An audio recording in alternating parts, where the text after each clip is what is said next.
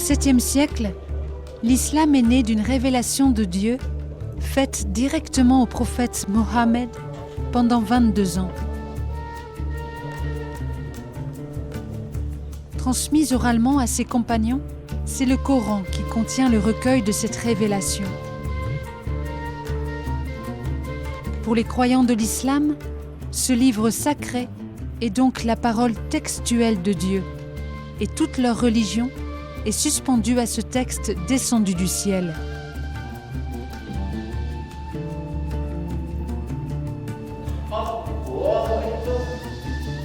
Pour les musulmans, il y a un Dieu, Dieu l'unique, le Créateur, qui a donné vie à toutes les créatures.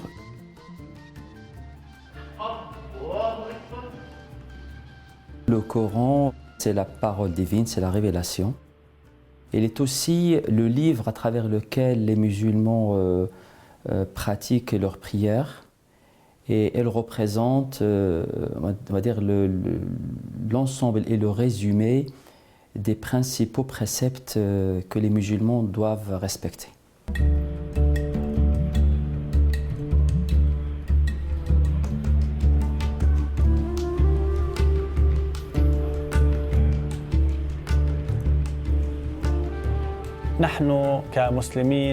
L'envoyé de Dieu, Mohammed, paix et bénédiction sur lui, nous a appris en tant que musulmans à respecter les prophètes. Et le Coran nous a appris, en nous donnant la meilleure éducation, à respecter Marie, fille de Imran. Car c'est elle la noble, la vierge, la pure, celle à qui l'islam ne reproche rien. Au contraire, c'est une femme qui a voué sa personne au Dieu Tout-Puissant, dans l'adoration, le jeûne, la foi et la prière. C'est ainsi que pour nous est Marie, et nous la considérons comme l'une des meilleures femmes sur la terre.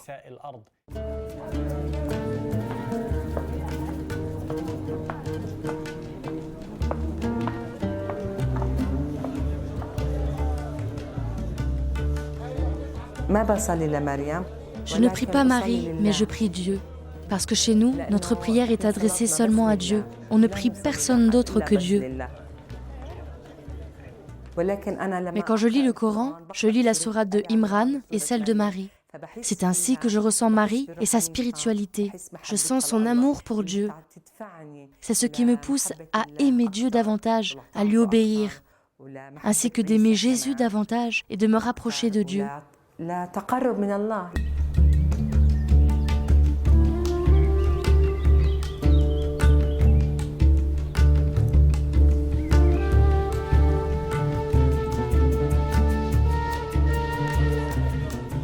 Aujourd'hui, Net for God vous propose d'entrer dans la vision que les musulmans ont de Marie. Comment le Coran parle d'elle?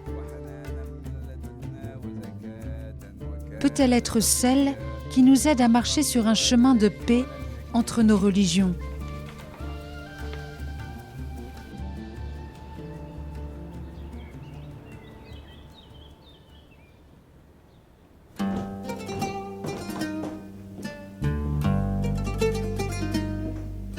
Mohammed Obed habite à Nazareth, en Terre Sainte.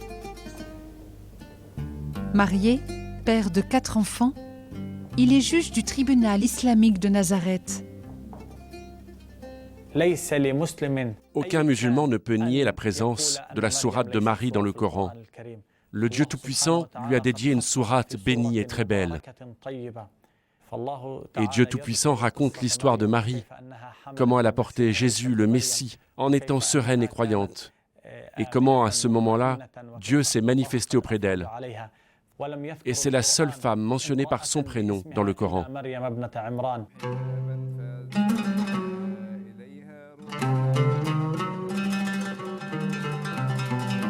C'est ainsi que l'histoire et les qualités de Marie sont mentionnées en détail dans 2 sourates du Coran. La 19e qui porte son nom, sourate Mariam, et la 3e. D'autres passages dans le Coran la font apparaître brièvement.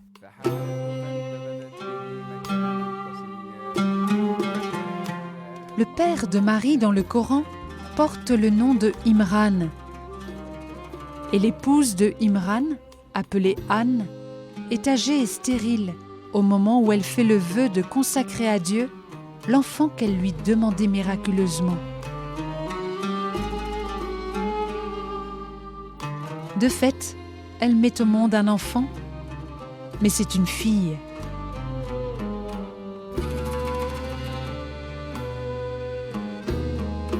Déconcertée et déçue, car elle ne voyait pas comment une fille pouvait servir au temple, l'épouse d'Imran nomme son enfant Marie et la place ainsi que toute sa descendance sous la protection de Dieu et contre le diable, le banni.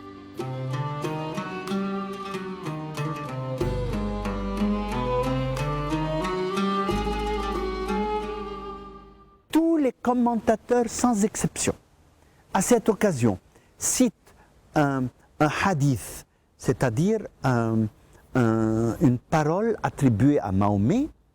Tout enfant nouveau-né, quand il naît, est touché par Satan. Et c'est pourquoi il pousse un cri, sauf Marie et son fils.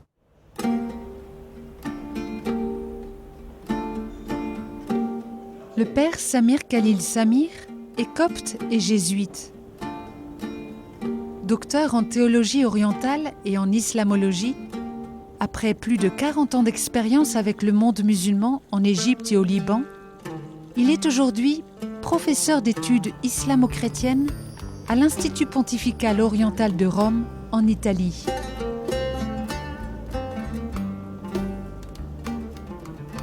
Il n'y a que 2 êtres au monde, selon l'islam, qui n'ont pas été touchés par Satan, à savoir Jésus et Marie. Même les récits autour de ce hadith sont innombrables.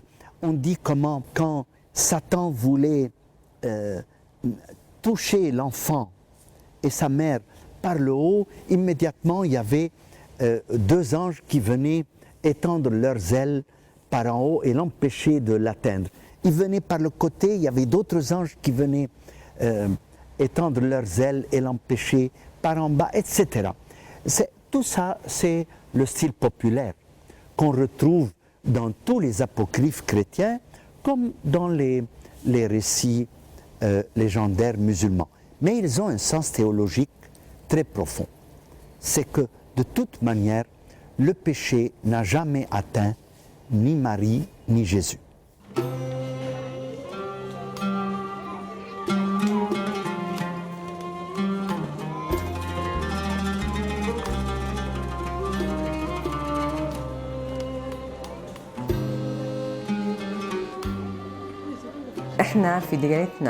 Dans notre religion, on peut parler d'une pureté absolue pour Marie et Jésus, paix sur lui.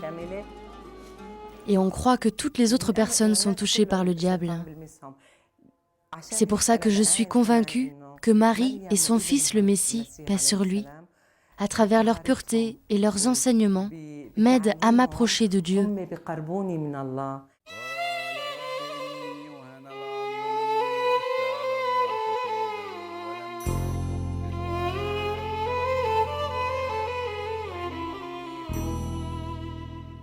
Dès son enfance, ses parents consacrent Marie au temple, où son Seigneur lui fait bon accueil. Et c'est à Zacharie, le père de Jean-Baptiste, que revient la charge de l'enfant. Mais Zacharie se rend compte rapidement qu'il n'a pas à se préoccuper de pourvoir à ses besoins.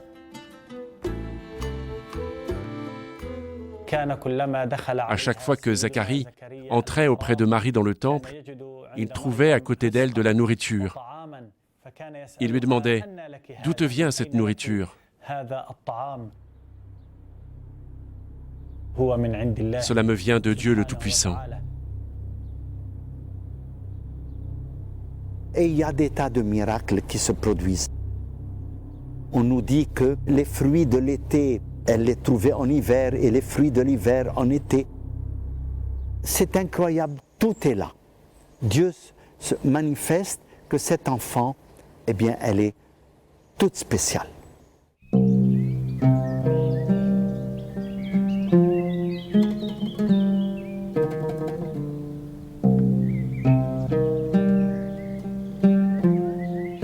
C'est ainsi que Marie se retire en un lieu vers l'Orient, loin de sa famille.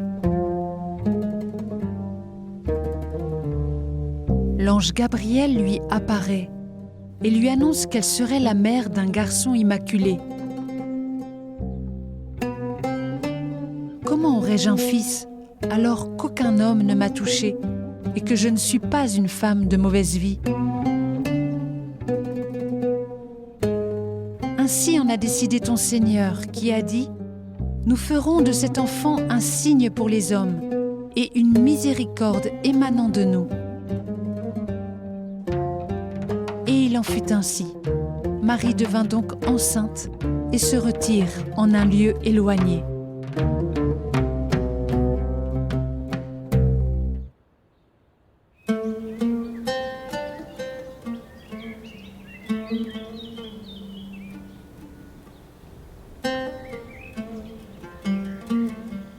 Alors qu'elle se trouve dans l'angoisse des douleurs de l'enfantement, au pied d'un palmier, une voix l'interpelle de dessous d'elle.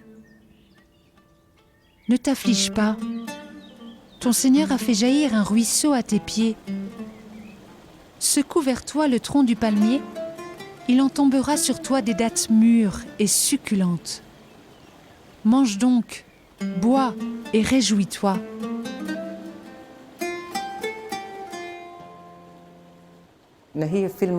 Elle était dans les douleurs de l'enfantement, mais Dieu l'a fait travailler. Il lui a dit « Lève-toi et secoue le palmier ». Et elle s'est levée et l'arbre lui a donné des dattes pour qu'elle mange.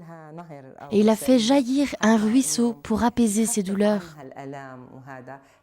Alors toutes ces choses-là sont un miracle, une générosité de Dieu, car elle lui a obéi et elle a suivi ses chemins.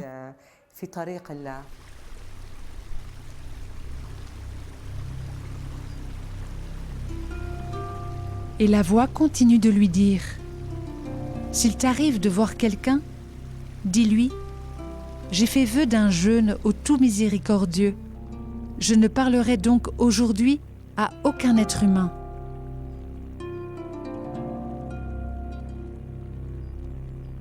C'est ainsi qu'elle met au monde son fils, que Dieu nomme Al-Masih Issa, fils de Marie.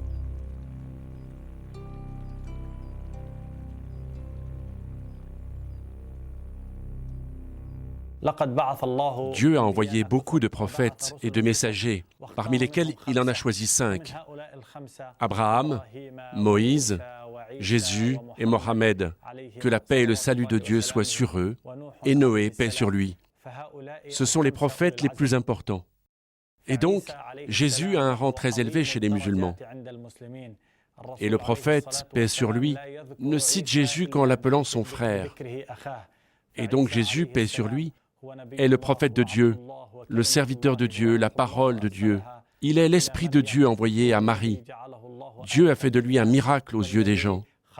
C'est lui que le Dieu Tout-Puissant a créé sans père, comme il a créé Adam auparavant, de rien.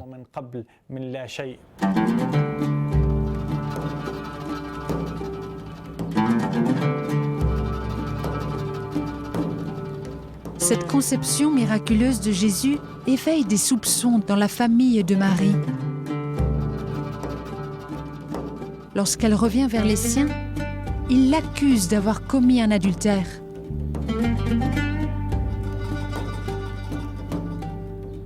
Ayant fait vœu à Dieu de garder le silence, elle fait signe à l'enfant nouveau-né de s'exprimer.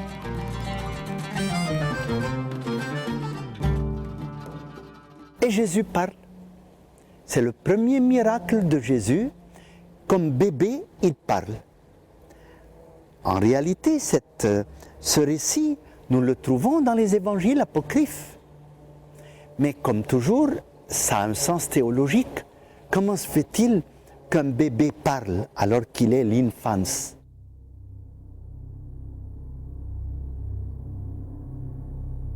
Inni Abdullah. Je suis l'esclave de Dieu.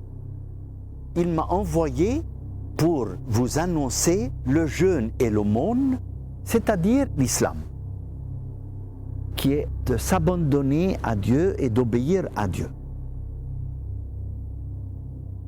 Et alors, tout le monde est émerveillé et on comprend qu'elle n'a pas commis un adultère, etc.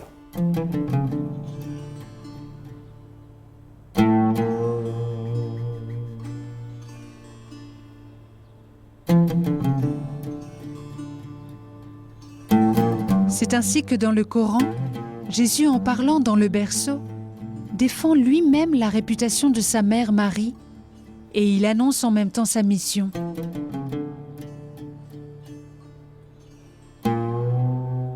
Je suis vraiment le serviteur de Dieu. Il m'a donné l'écriture et a fait de moi un prophète. Où que je sois, il fait de moi un être béni. Et tant que je vivrai, il m'a ordonné de pratiquer la prière ainsi que d'être bon envers ma mère. Il ne m'a fait ni violent, ni méchant. Et que la paix soit sur moi le jour où je naquis, le jour où je mourrai et le jour où je serai ressuscité.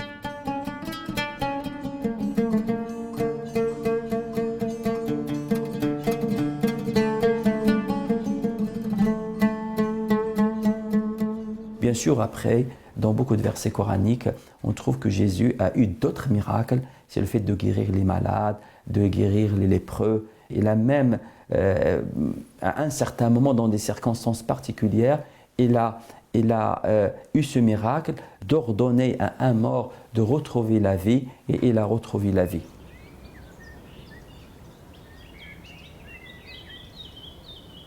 Quand il était enfant, il forme de la terre, de la glaise, il forme une espèce d'oiseau, il souffle dedans et l'oiseau vit et s'envole.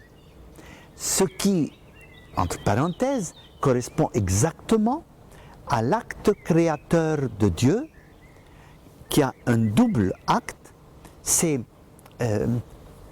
former, façonner, modeler avec la glaise et souffler le souffle de vie.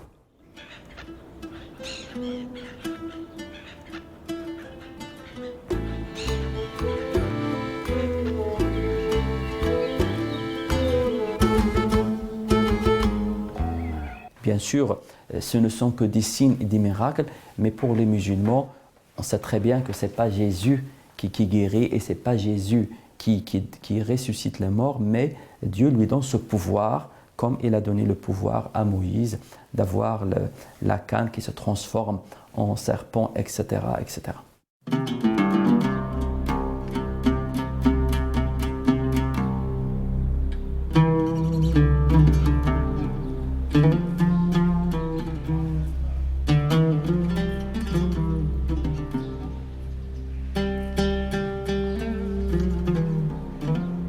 Selon le Coran, ces privilèges que Dieu accorde à Jésus ne lui donnent aucun caractère divin.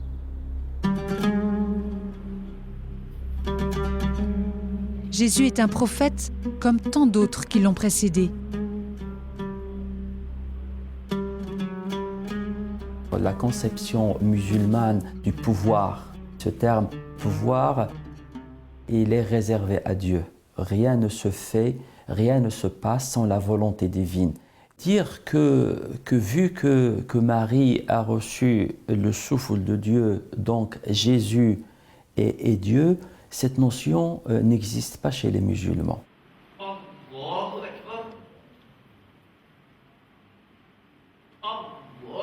D'ailleurs, la notion du signe et du miracle, al-mu'jiza en arabe, c'est des choses réservées aux messagers ou à des personnes très très particulières citées dans le Coran. Justement pour ne pas permettre à ceux qui vont venir après et dire toi tiens, je suis un tel, je suis quelque chose, et bien voilà mon miracle. On n'y croit plus. Il peut nous montrer tous les miracles qu'il peut montrer, nous ça ne nous intéresse pas. Parce que nous on ne s'attache pas, les musulmans, que je dis nous, les musulmans, dans la conception musulmane, on ne s'attache pas au miracle en tant que miracle. Et ça, c'est un élément très fondamental chez les musulmans pour justement couper court à toute personne qui va venir après pour dire moi j'ai ça, j'ai ceci, donc je suis quelque chose. Non, le message s'arrête avec le messager et la révélation s'arrête au message révélé.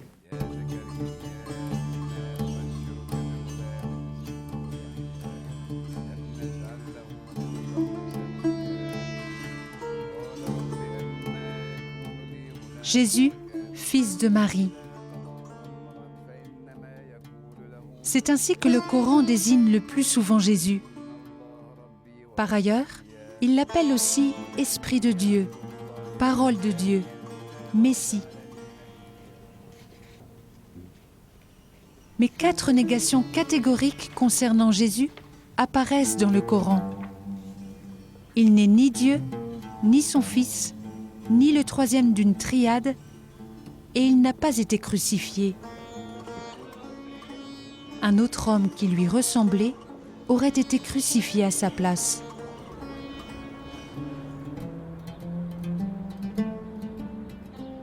Et bien sûr, il y a beaucoup de débats théologiques sur cette ressemblance, c'est qui? Est-ce que c'est quelqu'un de son entourage ou c'est quelqu'un de passage qui a eu cette ressemblance, etc. Mais pour nous, Jésus n'a pas été tué, n'a pas été crucifié, il a été élevé, il a été pris par Dieu. Et bien entendu, nous croyons aussi qu'il redescendra.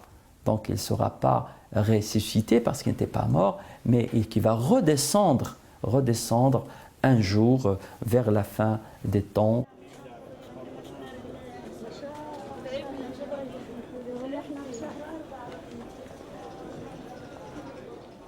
De personne dans le Coran, on ne dit d'aucun prophète, on ne dit que Dieu a élevé un prophète à lui.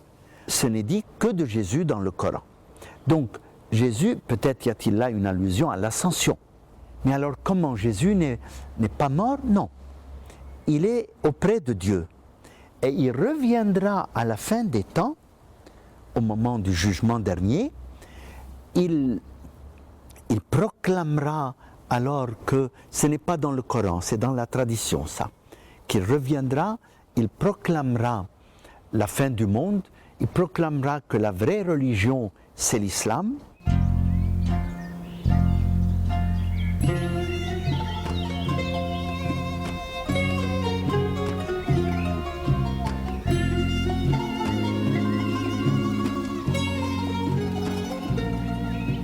L'histoire de Marie dans le Coran s'arrête après la naissance de Jésus. Un verset de la sourate 23 ajoute seulement que Dieu a trouvé à Marie et à Jésus pour refuge une colline paisible et dotée d'une source. Mais le Coran revient plusieurs fois sur les vertus et les privilèges de Marie.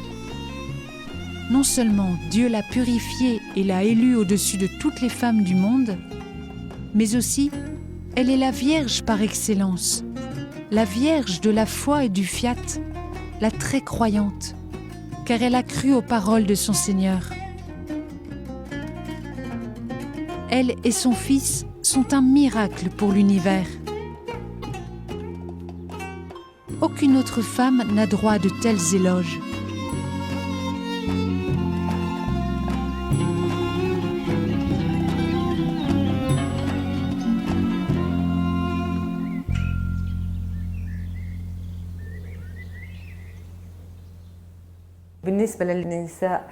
Nous, les musulmanes, nous voyons en Marie la pureté, une invitation à la pureté, de s'éloigner le plus possible des mauvais actes et de la colère de Dieu.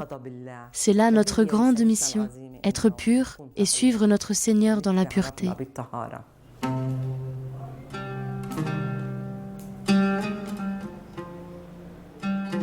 Narla est mariée, mère de 2 enfants. Elle habite à Jérusalem, en Terre Sainte, sur le mont des Oliviers. Elle travaille chaque jour dans la vieille ville, au centre chrétien de Lecce Homo. Elle s'occupe de l'accueil des pèlerins qui viennent en Terre Sainte.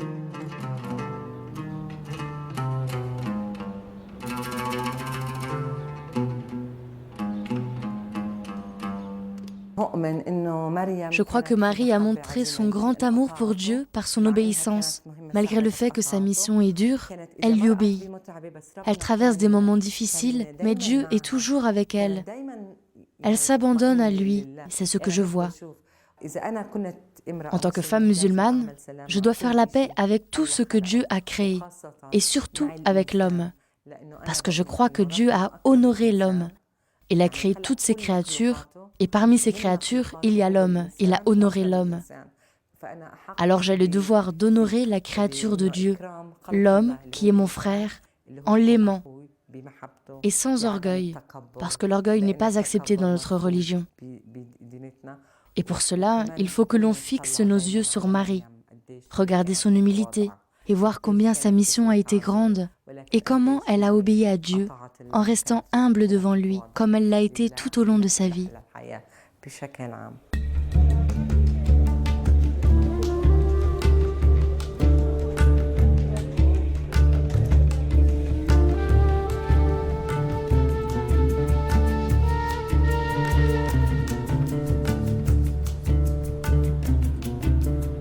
En quoi Marie peut-elle être un pont entre nos religions ?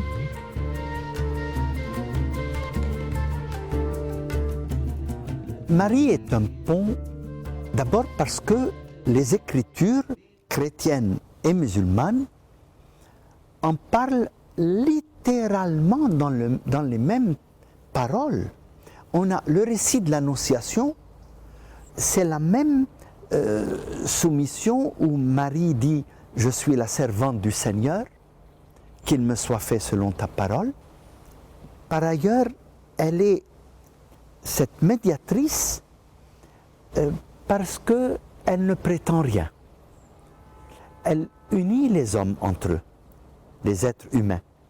C'est ce qui explique aussi pourquoi récemment, il y a eu un mouvement, ça a été lancé au collège de Jamhour, au Liban, pour fêter le rapprochement islamo-chrétien. Le collège a décidé une grande rencontre le 25 mars pour la fête de l'Annonciation.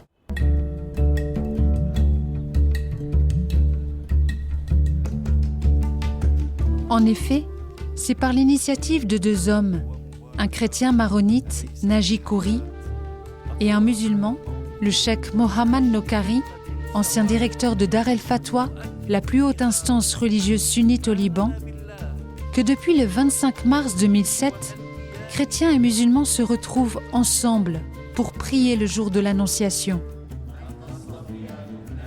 Depuis février 2010, ce 25 mars est déclaré par le Parlement libanais fête nationale islamo-chrétienne et jour chômé pour tout le pays. Une première dans le monde.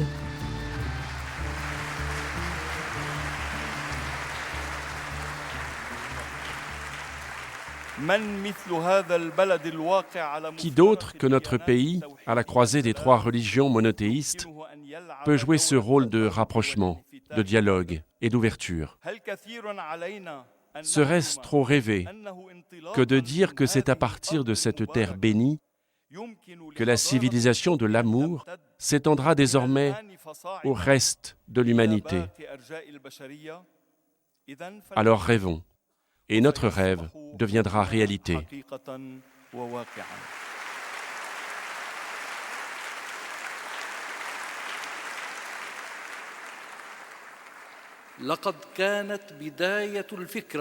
C'est le début d'une idée sur laquelle j'ai travaillé pendant plus de 10 ans. Rechercher, musulmans et chrétiens, des principes communs naturels, non artificiels, qui nous uniraient pour un même verbe.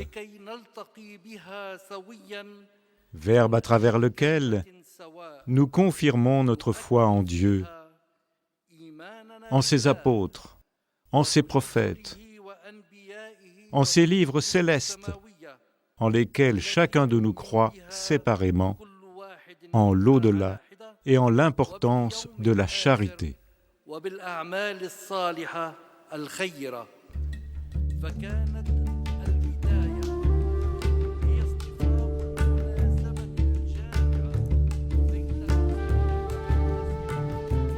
Ce rassemblement se concrétise aussi dans la construction future d'un centre marial islamo-chrétien sur la place du Musée national de Beyrouth. Elle sera rebaptisée Place de Marie. Ce lieu est symbolique, puisque c'est à cet endroit que passait la ligne verte, la ligne de démarcation entre l'ouest et l'est de la ville, séparant chrétiens et musulmans.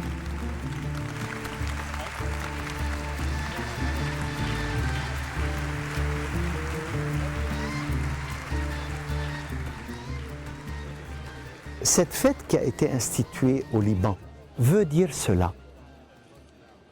L'essentiel de l'attitude du croyant, c'est de dire « Me voici Seigneur, je viens faire ta volonté ».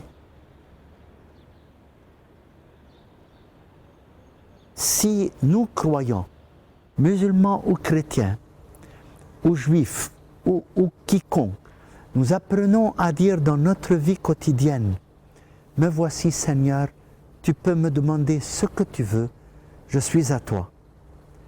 Alors Dieu sauve et me donne la force de faire l'impossible, l'incroyable. C'est cela, je crois, notre message à nous croyants, ensemble, quelle que soit notre foi.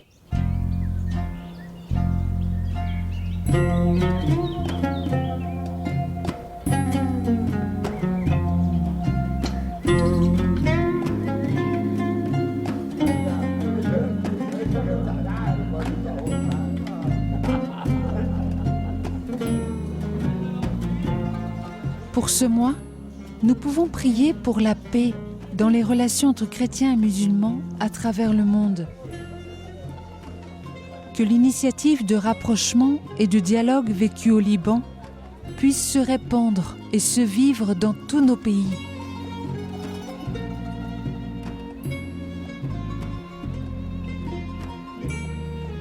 La parole de ce mois est dans l'Évangile de Luc, au chapitre 1er, verset 38. Marie dit « Je suis la servante du Seigneur. Que tout se passe pour moi comme tu me l'as dit. »